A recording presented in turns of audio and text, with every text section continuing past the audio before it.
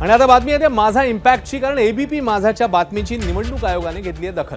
SIR मधील गोंधळ ABP माझाने समोर आणला आणि निवडणूक आयोगाने बीएलओना महत्त्वाच्या सूचना दिल्या. माझाने राज्यातील विविध शहरात राजकीय पक्षांच्या कार्यालयात एसआयआरचं काम सुरू असल्याचा प्रकार समोर आणलेला. त्यानंतर एसआयआरचं काम राजकीय पक्षांच्या कार्यालयात करू नका अशा सूचना राज्य निवडणूक आयोगाने सर्व बीएलओंना दिल्या. राजकीय नेत्यांच्या कार्यालयात कॅम्प आयोजित केला तर गंभीर दखल घेतली जाणार आहे. एसआयआर प्रक्रियेसाठी बीएलओंनी प्रत्येक मतदाराच्या घरी किमान एकदा भेट देणं बंधनकारक आहे. राजकीय पक्षाशी संबंधित कोणत्याही व्यक्तीचा एसआयआर प्रक्रियेत हस्तक्षेप होऊ देऊ नये अशा सूचना आहेत. पुणे, नाशिक, छत्रपती संभाजीनगरमध्ये अनेक बीएलओ राजकीय नेत्यांच्या ऑफिसमध्ये बसून एसआयआर फॉर्म भरत असल्याचं एबीपी माझाने निदर्शनास आणून दिलं होतं आणि माझाच्या या बातमीनंतर निवडणूक आयोगाने सक्त सूचना दिल्या.